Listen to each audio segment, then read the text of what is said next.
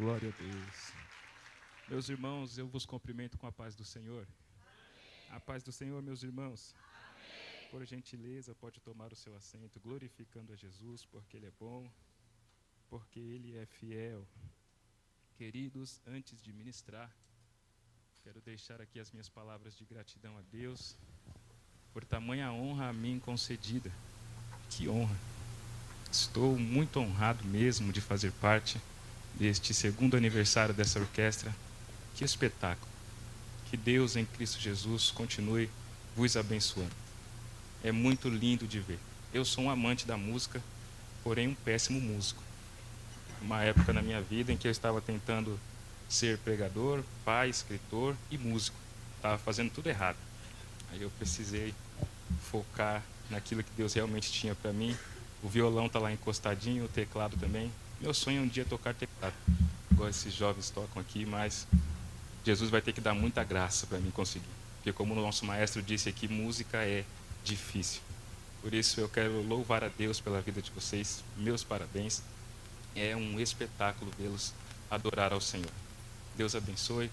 Maestro Maurício. Querido, eu quero deixar as minhas palavras de gratidão à sua pessoa. E essas palavras que você direcionou a mim é muito mais bondade sua do que mérito meu. Deus te abençoe. Muito obrigado pelo convite. Estou aqui honrado demais, pastor Zezinho.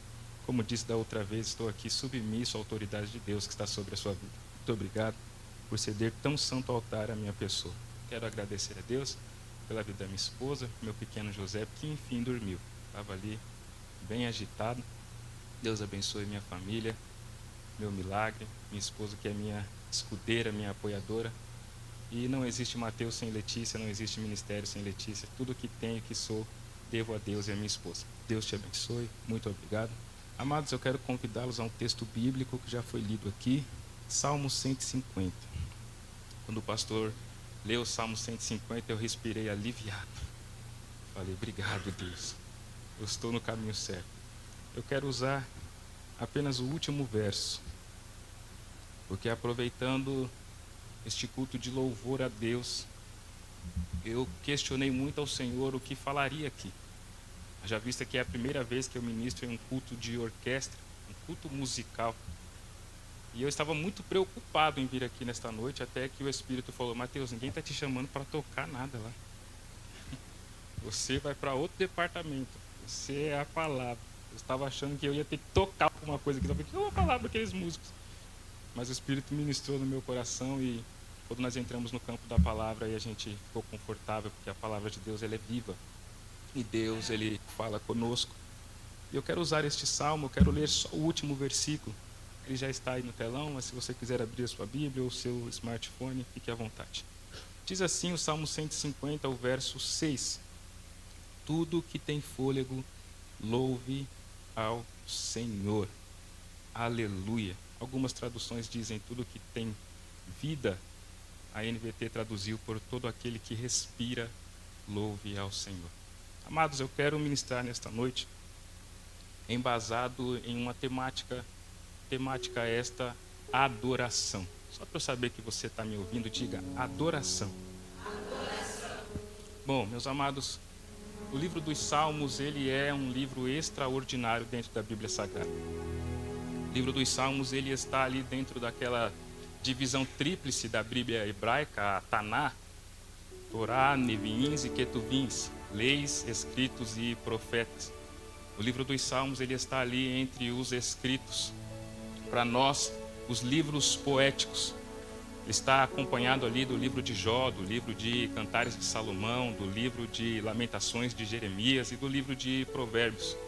Para nós aqui, dentro da nossa cultura, dentro da nossa língua, são os livros poéticos.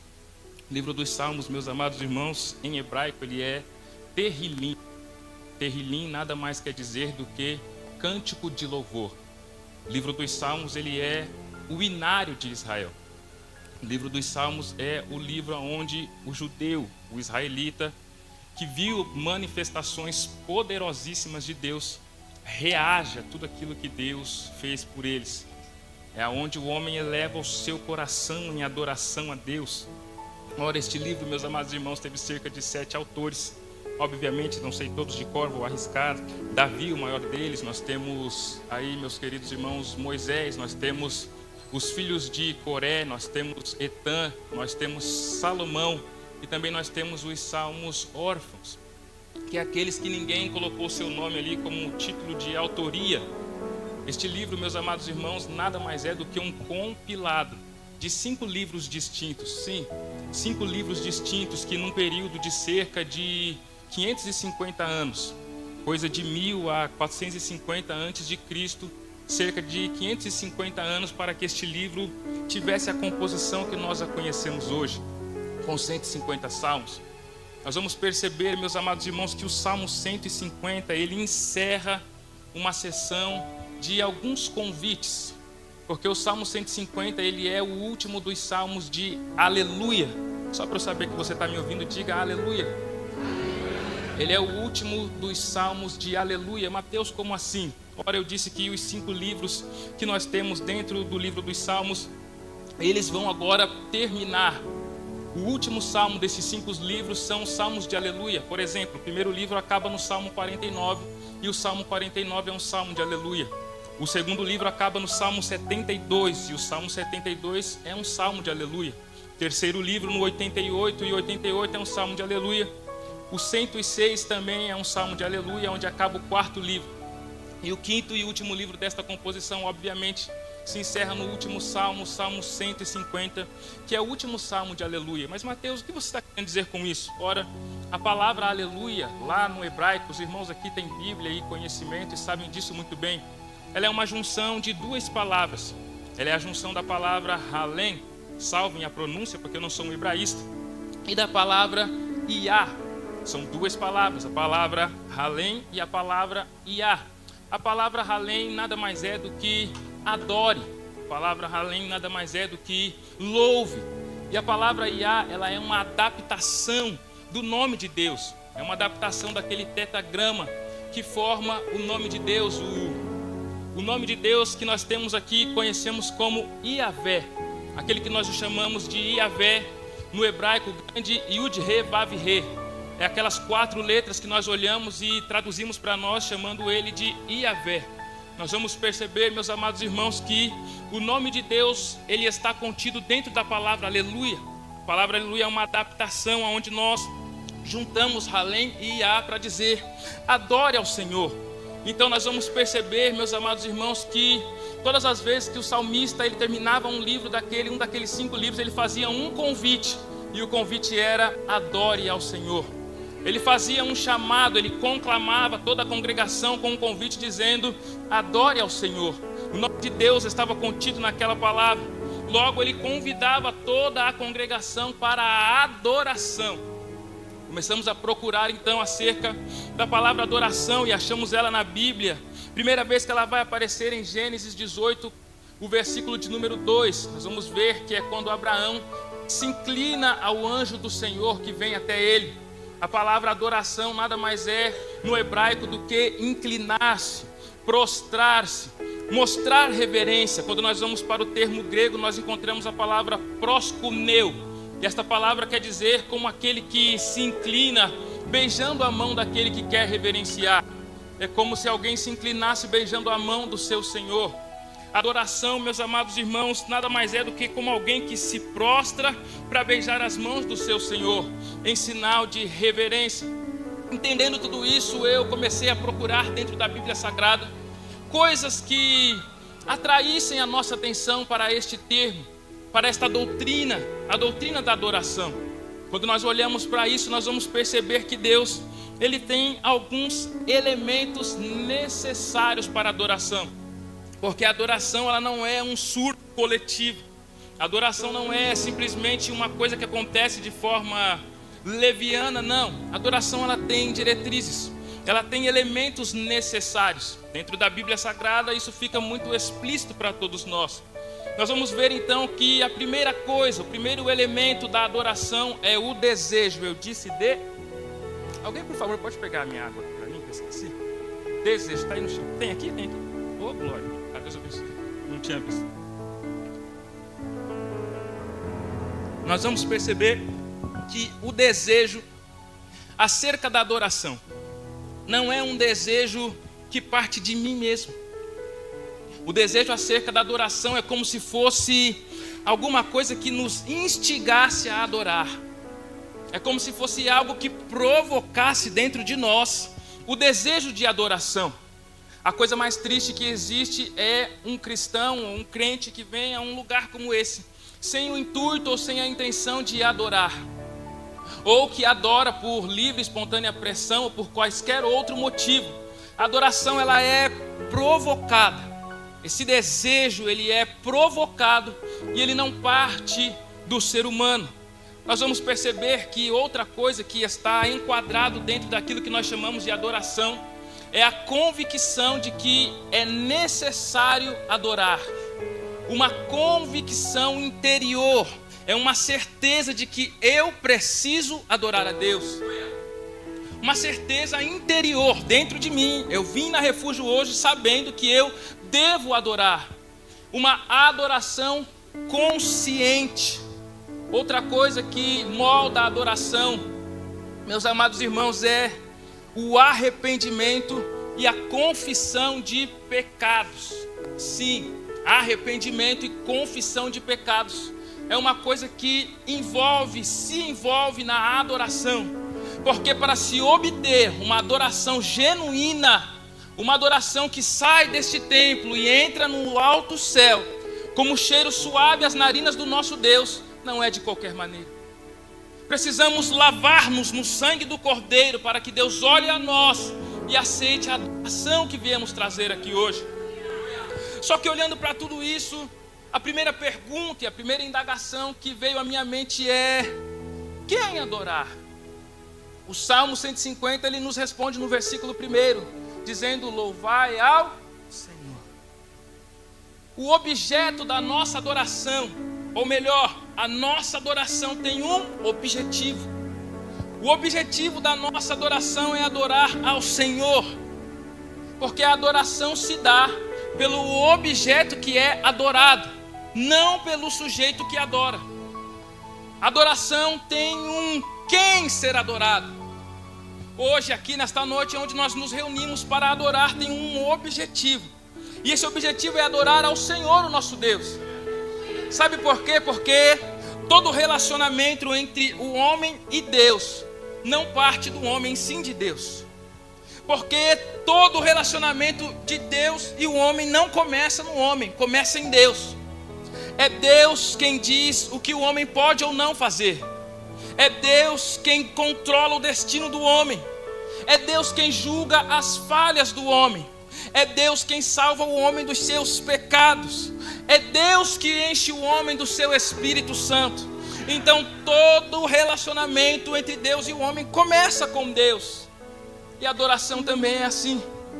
Enquanto eu meditava nessas verdades, meu pastor Deus falou ao meu coração: Mateus, avisa a minha igreja que a adoração não é um sentimento. Adoração não é um sentimento. Adoração é relacionamento. Só para eu saber que você entendeu, repita: relacionamento. Adoração não é sentimento. Eu não adoro porque eu sinto medo, ou porque eu sinto uma pressão, ou por vil ganância. Não. Eu adoro porque eu tenho um relacionamento com Deus que é adorado. Nós vamos perceber que se a adoração não é sentimento, no mínimo ela envolve sentimento. É onde muitas pessoas se confundem. Porque a adoração não ela envolve sentimento. Como assim, Mateus? Se existe um sentimento de admiração, esta admiração é a Deus. Se tem um sentimento de amor na adoração, este amor é amor a Deus. Se existe louvor na adoração, este louvor é a Deus. Porque a adoração nada mais é do que a reação humana. Adoração não é uma ação. Adoração é uma reação. Mateus, reação a quê? Reação ao Deus vivo que está conosco aqui nesta noite. Eu adoro porque reajo ao Deus que nos formou, ao Deus que está aqui, ao Deus que recebe toda a nossa adoração.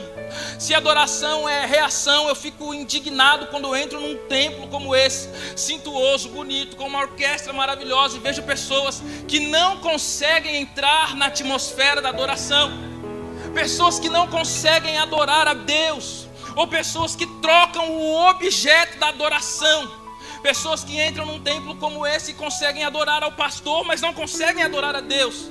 Conseguem adorar o músico tal, o cantor tal, o pregador tal, mas vem para um templo como esse e não consegue prestar um culto de adoração a Deus. Nós precisamos entender, meus amados irmãos, que tudo o que estamos fazendo aqui não diz respeito ao pastor da igreja, com todo respeito, não diz respeito ao ilustre maestro da igreja, não diz respeito ao pequeno pregador. Tudo o que estamos fazendo aqui diz respeito a Ele. Tudo que nós estamos fazendo aqui é por causa dEle. Esta orquestra que toca de uma forma extraordinária não toca para os ouvintes que vieram aqui. Nós não somos meros telespectadores. Todos nós, sendo da orquestra ou não sendo, viemos aqui prestar um culto de adoração a Deus. Eu não sei se até agora você não conseguiu adorar a Deus, mas eu te dou a oportunidade de prestar um culto a Ele de adoração. É lindo de ver, nós gostamos de ver, de contemplar, mas ninguém veio aqui para ser telespectador. Em ambiente de culto não existem telespectadores. Em ambiente de culto existem adoradores. Estando ou não estando com o instrumento na mão, estando ou não no altar, todos nós viemos aqui por um único objetivo: adorar ao Senhor. Gosto de um texto em 1 Coríntios 10, 31 que diz: portanto, quer comais, quer bebais ou façais qualquer outra coisa, fazei tudo para a glória de Deus. Gosto ainda mais de Romanos capítulo 11, verso 36, porque dele, por ele, para ele são todas as coisas. Tudo o que viemos fazer aqui é por ele, por causa dele. Meditando ainda sobre a verdade da adoração, nós percebemos que a adoração tem algumas formas. Eu disse, a adoração tem algumas formas. A Bíblia Sagrada é riquíssima em um ambiente extraordinário. Claro que nós estamos em um culto que tem hora para começar, mas também tem hora para acabar. Eu não sou leigo, já sei como que funciona congresso. Por isso eu quero ser diminuto nas minhas palavras. Mas eu preciso falar com você acerca de algumas formas de adoração. Porque quando nós olhamos, meus amados irmãos, para a Bíblia Sagrada, nós vemos que Deus deu diretrizes ao seu povo, da maneira que Ele queria ser adorado. Ninguém chegou lá um belo dia e disse: vou adorar Deus do jeito que eu quiser. Não, isso não existe. O Deus da Bíblia é um Deus que dá diretrizes para aquilo que vai chegar até Ele. E dentre muitas formas de adoração, a que Deus gritou no meu coração para trazer aqui nesta noite para os irmãos, uma das é a adoração individual. Eu disse, Mateus, nós estamos em um ambiente de culto, um ambiente coletivo. Você quer falar de adoração individual? Com certeza. Essa adoração me chama a atenção porque é aquela adoração que não depende de terceiros. A adoração individual é a adoração que não depende nem mesmo de um ambiente de culto. A adoração individual é aquela do quarto fechado. A adoração individual é aquela do fechar das portas, aonde só você e Deus desfruta do momento. Quando Deus gritou esta verdade no meu coração, Ele disse: avisa a minha igreja que obviamente eu sou Deus que recebo a adoração da igreja como corpo coletivo, mas os meus olhos têm procurado adoradores fora do templo. Os meus olhos têm procurado os adoradores que fogem dos holofotes, adoradores que não dependem do microfone na mão para adorar, adoradores que não dependem de uma tribuna para adorar, adoradores que conseguem fechar a porta do quarto e se encontrar com Deus da adoração. Enquanto eu meditava nesta verdade, Deus falava no meu coração: o Mateus dos altares é reflexo do Mateus do secreto. É só um reflexo.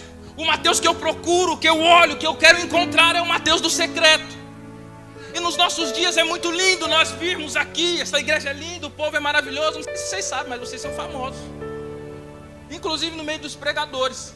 Quando eu postei que ia estar lá de novo, sabe os invejosos? Vai na Refúgio de novo.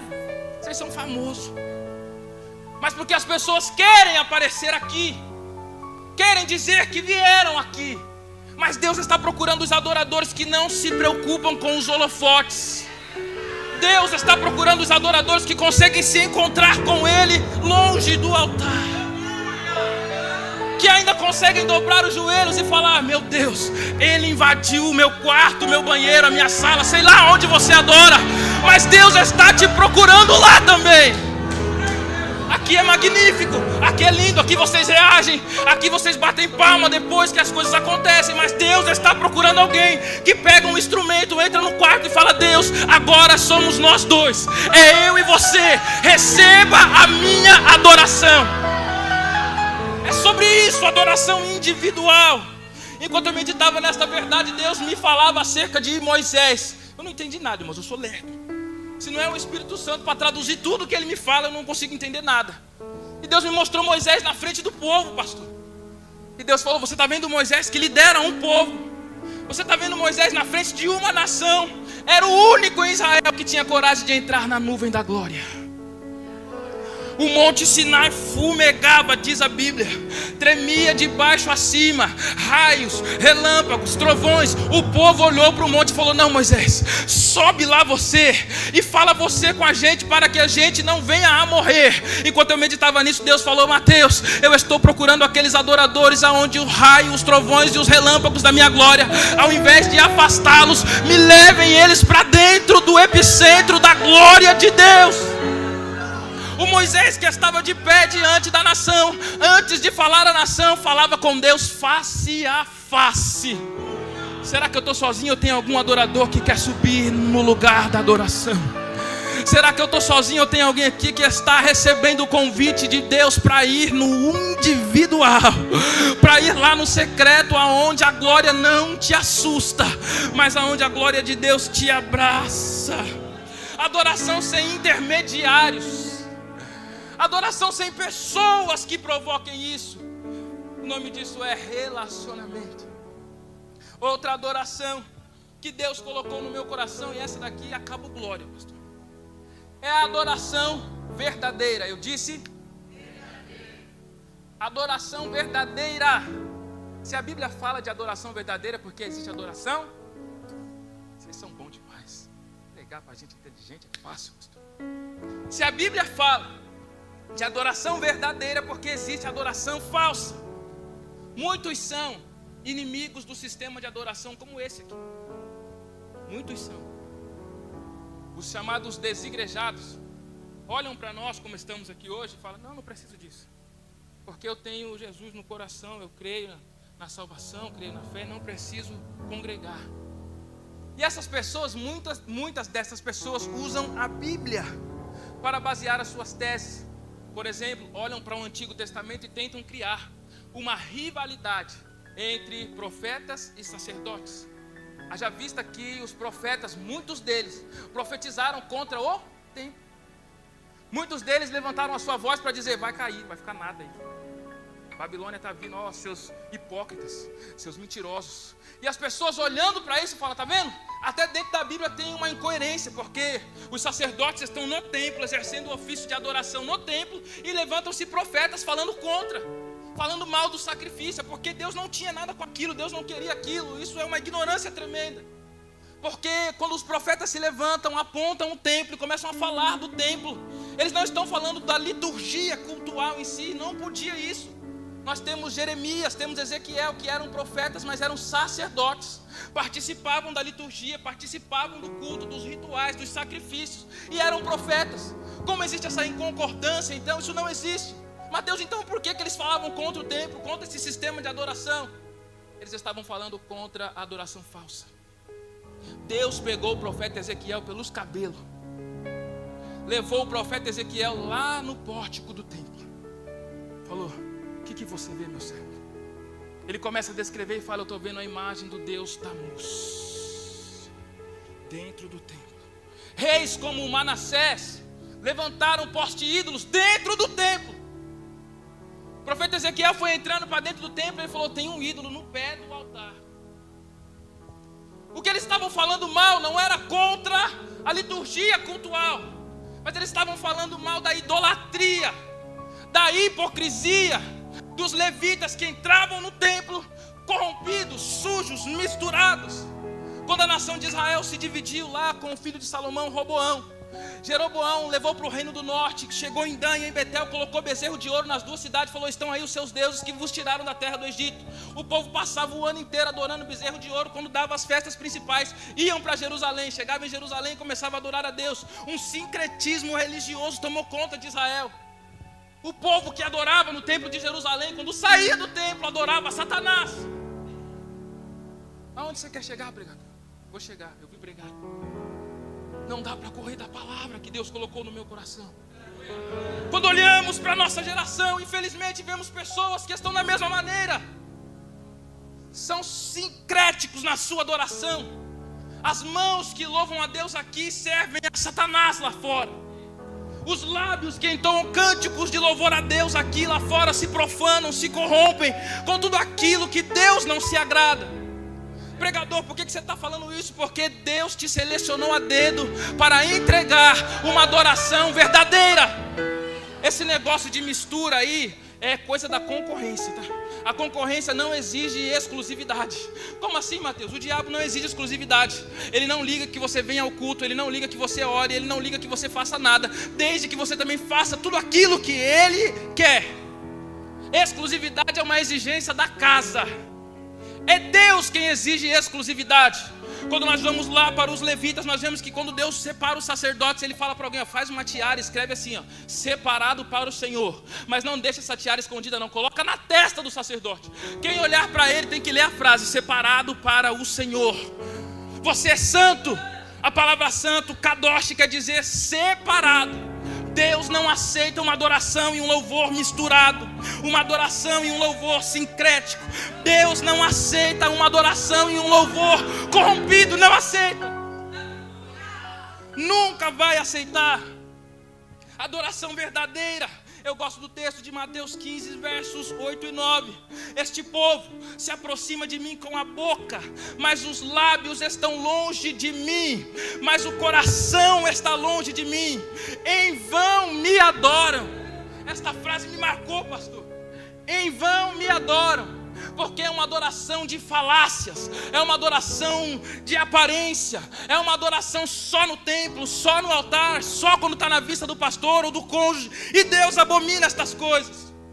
É por isso que eu gosto de João 4, 23, que diz: mas a hora é e já chegou, em que os adoradores adorarão ao Pai em espírito e em verdade. Tem alguém que veio adorar a Deus de verdade aqui? Deixa eu te ver. Tem alguém que veio entregar uma adoração verdadeira. Ah, o Senhor está visitando corações aqui nesta noite. Você achou que vinha ver um espetáculo? Veio, mas Deus te trouxe aqui para falar com você. Deus te trouxe aqui para começar a limpar o seu coração. Deus está soprando nos meus ouvidos com a autoridade do Espírito Santo. Eu vou dizer: no altar da Refúgio só vai adorar quem adora de verdade. Só vai colocar as mãos nesses instrumentos aqueles que têm verdade no coração. Nós não estamos aqui na casa da nossa sogra. O nome que está sendo adorado aqui tem poder nos céus, na terra, debaixo dela. Ele é santo. Olha, guarda o teu pé quando entrares na casa de Deus. Este lugar é santo, é santo, é santo, é santo. O Deus santo que está entre nós está dizendo: tu és separado, eu te marquei, te selecionei. Eu não divido você com ninguém. Deus não divide a glória dele com ninguém. Mateus, já estou terminando. Tudo bem, entendi tudo que você falou até agora. Mas por que adorar? Por quê? Já parou para pensar nisso? Por que eu devo adorar? Qual o motivo? Por que você está sentado aí nessa orquestra? Sábado à noite. Tenho certeza que você tinha 1 milhão de lugares para ir. Por que você vem aqui? Algum dia antes de vir para o culto, você já parou para se perguntou por que eu estou indo lá? Por que adorar? Primeiro nós adoramos por reconhecer. Eu disse reconhecer. Nós adoramos a Deus por reconhecimento. Reconhecimento de quê, Mateus? Reconhecimento de quem Ele é. Primeiro motivo da nossa adoração, o porquê de estarmos aqui, é reconhecimento. E reconhecimento de quem Ele é. Mateus, quem Deus é? Dentre as multiformes de Deus, eu coloquei aqui, o Espírito quis que eu colocasse. Nós adoramos ao Senhor nesta noite porque Deus é um Deus criador. Eu disse, reconhecemos Deus como criador. Deus, nesta noite, 9 de novembro de 2024, a Igreja Refúgio está reconhecendo que nós não somos obra do acaso. A Refúgio está te reconhecendo como Deus criador.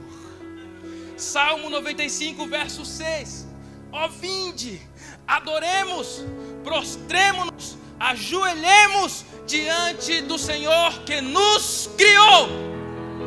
Você não é mera obra do acaso. Você é criação divina.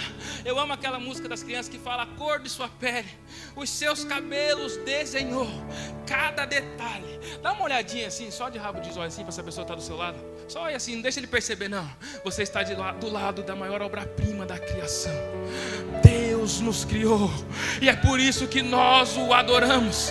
Charles Darwin veio com uma teoria doida aí, falando que nós somos evolução, falando que tudo isso surgiu por causa de uma explosão. Mentira! A Bíblia Sagrada, lá no livro do Gênesis, capítulo de número 1, fala que Deus, andando sobre a face das águas, deu um grito na eternidade, dizendo: haja luz, e houve luz, e tudo se fez. E Deus deu sequência em todas as coisas, e nós hoje estamos aqui dizendo: Deus, nós te adoramos porque o Senhor é o criador de todas as coisas. Tem alguém aí que é grato por ser criado? Eu te desafio a palpa assim, ó, bate no seu braço, no seu peito, faz assim, fala: eu sou criatura de Deus, não sou obra do acaso, não vim aqui por acaso. O Deus que me criou é o Deus digno da minha adoração. Adoramos Ele porque Ele é perdoador. Diga, perdoador.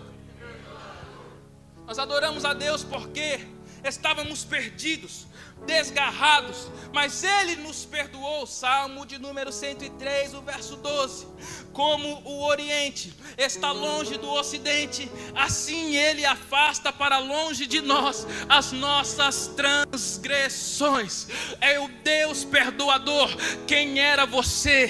Quem era o Mateus? Mas Deus pegou o Mateus e o pecado do Mateus e colocou em caminhos opostos. Você só está aqui hoje porque Deus te separou da imundícia que tu era. Você só está aqui hoje porque Deus te separou da podridão que tu apresentava dentro do teu ser.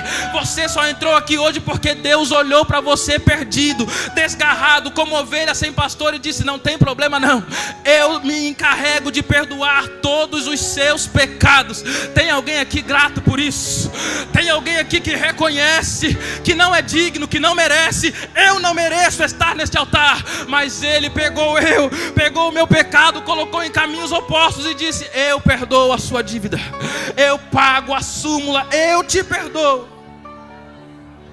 Adoramos a Ele porque Ele é um Deus salvador. Salmos 68, verso 20. O nosso Deus é Deus que salva. O nosso Deus é Deus que salva. Só estamos aqui porque Ele nos salvou. Conseguem perceber a obra tríplice de um Deus que nos cria? Nós caímos, Ele nos perdoa e com seu perdão nos salva. É por isso que eu comecei a mensagem dizendo que tudo aqui é por causa dEle. A obra tríplice de Deus. Nós adoramos também por um segundo motivo: por gratidão. Diga, gratidão. Nós adoramos a Deus por gratidão. Gratidão a quê, Mateus? Gratidão porque Ele é o Jeová Jireh. Gratidão porque Ele é o Deus da provisão. Quando nós olhamos para a Bíblia Sagrada, eu peguei tudo dentro dos Salmos para nós ficar num negócio só. Salmo 34, verso 10. Esse salmo mexeu comigo. Os leõezinhos sofrem necessidade e passam fome. Vou ler de novo. Os leõezinhos passam necessidade e passam fome, mas aqueles que buscam o Senhor, de nada tem falta. Você conseguiu entender o que o salmista está dizendo? O filho do rei da selva, o maior predador que a humanidade pôde ver, o que domina a savana, passa fome e necessidade, mas os filhos do leão da tribo de Judá, de nada tem falta. Ele está dizendo: eu sou o leão dos leões, eu sou o maior, eu sou aquele que agora tem o cetro de justiça nas mãos e vou prover na sua vida.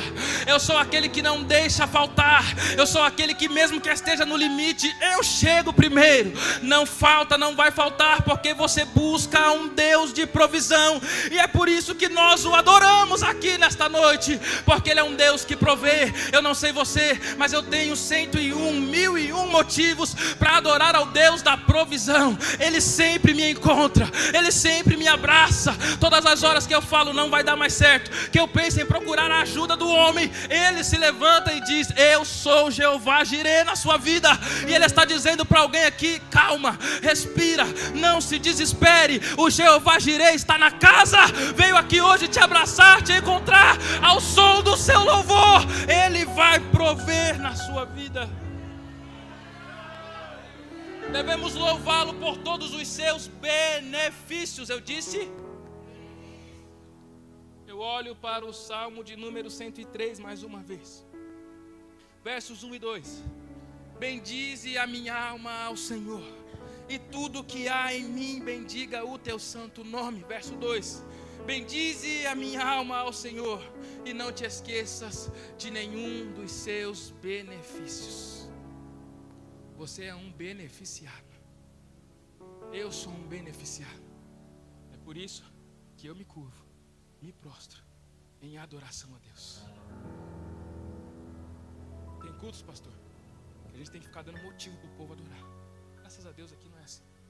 Eu sou um pregador assembleiano, pentecostal. O senhor sabe melhor do que eu. Tem culto, a gente fala, e no final tem, pelo amor de Deus, adora. Aí 3 gatos pingados. Pessoas que não entenderam o motivo da adoração. Pessoas que linkam motivo de adorar a riquezas, motivo de adorar a fama, status, a tudo que lhe convém aqui nesta terra. Mas hoje eu vim trazer motivos simples e essenciais para a sua adoração. Nunca mais entre num culto achando que não tem motivos para adorar. Só de você andar até a igreja já é motivo de você chegar aqui e adorar. É por isso que o judeu, quando chegava no templo, ficava um falando para o outro: aleluia, adore ao Senhor, porque nós chegamos. A peregrinação foi longa, viemos de terras longínquas, mas chegamos no templo, então vamos adorar ao Senhor. Eu termino falando que a adoração tem poder. Eu disse que a adoração tem. Meu amigo tangedor, você pode tocar aquela música Deixa o Céu Descer? Você sabe, eu não sei nem se o nome é esse, pra vocês verem como eu sou bom de música. A música tem poder. Nós vamos ver que a música tem alguns poderes, a adoração tem alguns poderes. Claro que dos muitos poderes que a adoração tem, eu cortei a lista. O primeiro poder que a Bíblia me mostra, que Deus quer que eu ministre nessa noite a um dos irmãos. 1 Samuel, capítulo 16, o verso 26, nos ensina que a adoração tem poder de repreender o inimigo. Eu disse que a adoração repreende o? Eu disse que a adoração repreende o? Eu disse que a adoração repreende o? Está esperando o que para adorar? Saul perturbou-se, perdeu a glória, a coroa, a unção, e ganhou de brinde um espírito maligno. Eu disse um espírito? A Bíblia diz que o espírito perturbava Saul. E Saul falou o quê? Trazem-me um arpista. Achei que ele ia pedir um padre, um crucifixo na mão. Ele disse: traga-me um arpista. Entende isso aqui, por favor. Estou terminando, prometo. Só que eu sou curioso e lerdo. Eu olhei para o texto e falei: Deus, que harpa da mulher é essa? Onde está a fórmula da fabricação dessa harpa? Porque a Bíblia diz que quando Davi tangia a sua harpa, o inimigo fazia o quê? Quando Davi tocava o seu instrumento, o inimigo... A Bíblia não diz que Davi cantava, não diz que Davi orava, não diz que Davi pregava. A Bíblia diz que Davi vinha como um arpista aí. Mateus, você está querendo dizer? O som da sua adoração tem poder de repreender o inimigo. Mateus, por quê? Qual é o segredo da harpa? Não tem segredo nenhum em harpa. Simplesmente o arpista que vinha era o maior escritor dos salmos do inário de Israel. Simplesmente o arpista que estava lá, estava no oculto, matando urso e leão, escrevendo salmos de adoração a Deus. Quando o arpista que era servo de Deus, verdadeiro, temente ao Senhor, no oculto, chegava diante da adversidade, só tocava a harpa, o inimigo olhava e falava: aí não tem nem conversa, deixa eu ir embora, porque eu não suporto o som da adoração verdadeira. Eu vim nesta noite declarar, pela autoridade do Espírito Santo de Deus, que enquanto nós estamos aqui adorando, enquanto esse tangedor está aqui tangendo, o inimigo já correu daqui há muito tempo. Ele corre da minha, da sua vida. Todos os laços, embaraços se desfazem agora ao som do louvor. Eu estou pregando para quem é maluco igual eu. Eu estou pregando para alguém que acredita que a adoração genuína... Me dá licença aqui. Se esse homem aqui é homem de Deus e sabe o que está fazendo aqui, o inimigo correu, porque tem poder de Deus na adoração. Tem alguém que acredita nisso? Sai, Satanás. Aqui tem adoração genuína. Pega toda a sua tralha e vai embora, porque nós estamos adorando a Deus de forma genuína. Eu tenho um recado para você. Você não é só um componente, você não é só um músicozinho, não. Você é alguém cheio do Espírito Santo de Deus, com autoridade no mundo espiritual. Só falta você descobrir isso e usar a tua adoração. A adoração repreende o inimigo. A adoração atrai o poder de Deus. Estou terminando. A adoração atrai o poder de Deus. Mateus está blefando. Então tá. 2 de Reis, capítulo de número 3, o verso 15. Há uma glória de Deus nesta casa, oh glória! 2 de Reis, capítulo de número 3, o verso 15. A Bíblia diz, pastor, que ia ter uma guerra. O rei de Israel lá do norte chamou o rei de Israel lá do sul e chamou o rei dos amonitas. E ele disse assim: vamos numa guerra ali comigo contra Edom. Ou melhor, chamou o rei dos edomitas para ir contra Moabe. Quando ele está indo no caminho, um olha para o outro e fala assim: mas nós estamos indo lá para ganhar essa guerra? Aí ele fala: sabe que eu não sei? Aí alguém fala assim: olha, tem um profeta aqui na cidade, Eliseu. Ele deitava água na mão do profeta Elias. Aí o rei falou assim: então vamos lá, vamos conversar com ele. Quando ele chegou, o rei do lado norte, eu já expliquei isso aqui, ele era perdido igual todos os outros reis. Nenhum rei do lado norte andou com Deus. Quando eles chegaram na porta do profeta, o profeta falou assim: vive o Senhor, que eu não ouviria vocês se não fosse por Josafá, que era o rei do lado sul. Porque ele está olhando para um profano, para um mentiroso, para um que depreda o altar, para alguém que não tem reverência, não ama o Senhor. E ele ora e fala: eu não ia nem dar ouvido para você, mas já que você está com Josafá, espera um pouquinho aí, traga-me um tangedor. Meu Deus do céu. 2 de Reis, capítulo de número 3, o verso 15, ele fala assim: tragam-me um tangedor. Está escrito ali. Como assim, Mateus? O que esse profeta estava querendo dizer? Eu tentei entrar na cena, eu tentei imaginar e fiquei esperando o profeta, vendo o profeta. Tange aí, meu querido, por favor, deixa o céu descer, tange. O profeta, os reis, pastor, diante deles, todo mundo, ele, traga-me o tangedor. Aí o tangedor começou. A Bíblia diz que enquanto o tangedor tocava, a mão do Senhor, enquanto o tangedor tangedor. Você está entendendo o que Deus está falando com vocês? Eu vim pregar em um culto de uma orquestra onde eu estou rodeado por músicos. Você está entendendo o que Deus está falando com vocês? Enquanto o tangedor tangia o seu instrumento, a mão de Deus pegou o profeta e ele começou a dizer: assim diz o Senhor. Mateus, o que você está querendo dizer? Que ao som da adoração da Refúgio, Deus vai possuir pessoas aqui de autoridade, e a voz de Deus se fará ouvir neste lugar. Enquanto o som da adoração invade este ambiente, se prepara, pastores, se preparem, ministros desta casa, que quando a mão de Deus te pegar, a voz de Deus se fará ouvir. Assim diz o Senhor, assim diz o Senhor. Ao som da adoração, a voz de Deus se fará ouvir na Refúgio. Vai, tangedor, vai. Deixa Deus te usar. Deixa Deus te usar. Atrai os céus de glória para este ambiente de adoração. A mão de Deus está capacitando vidas aqui agora. A mão de Deus está tomando vidas com autoridade aqui agora.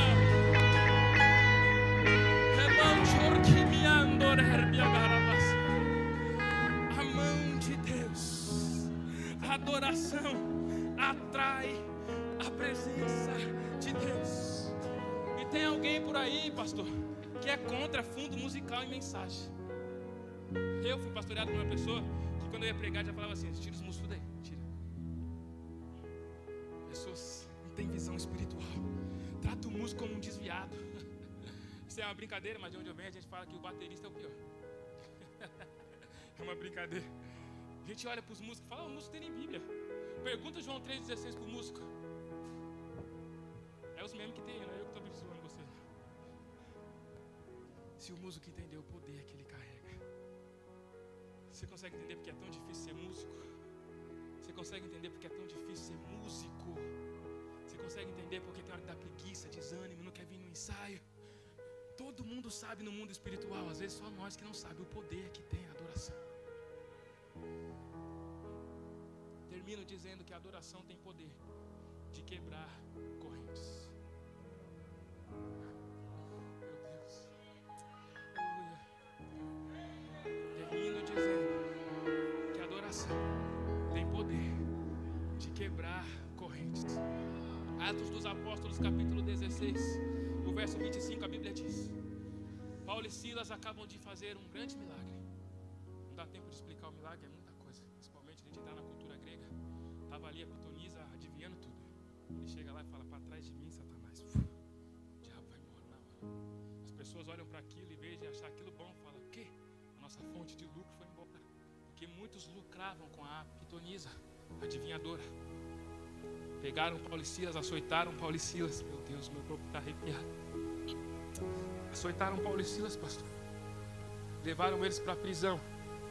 Só que quem serve a Deus, irmãos, tem um mistério.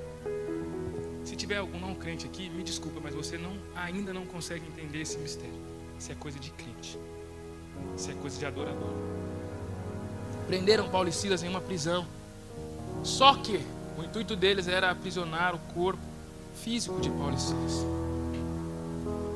Paulo e Silas presos ali na prisão, acorrentados, mãos e pés, grades em volta deles, muros em volta das grades.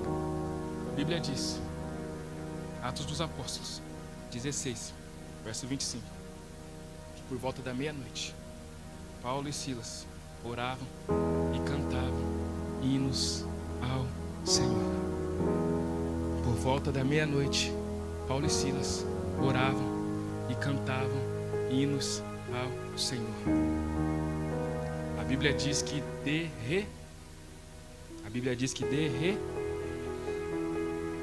enquanto Paulo e Silas oravam e louvavam ao Senhor, de repente veio um terremoto. Tremeu todo o lugar onde eles estavam. E a Bíblia diz que a corrente de todos se soltaram. Enquanto Paulo e Silas oravam e louvavam ao Senhor, a corrente de todos se soltaram. Eu termino dizendo para você que a sua adoração tem poder de quebrar todas as correntes. Estou falando assim calminho porque eu quero que você entenda essa parte. Eu estou terminando de verdade. Quando Deus me deu isso como o término da conclusão da mensagem, pastor, eu disse: Deus, assim que eu vou terminar o sermão? Ele disse: essa. Por quê? Porque o inimigo das nossas almas sabe que não adianta prender o corpo físico do crente. Ele é inteligente. Ele começou a colocar amarras psicológicas. Começou a colocar cadeias interiores. Ele começou a olhar para o povo de Deus e falou assim: não adianta amarrar as mãos e os pés, eu preciso bloqueá-los intelectualmente. Porque o homem acessa a Deus pelo seu intelecto, pela sua psique, pela sua alma. E o inimigo tem colocado correntes em muitas pessoas. Pessoas que adentram esse ambiente não conseguem adorar porque tem correntes malignas prendendo a mente dele lá fora. Pessoas que entraram aqui e ainda não conseguiram entrar na atmosfera da adoração porque tem uma corrente, um problema que trava ele aqui.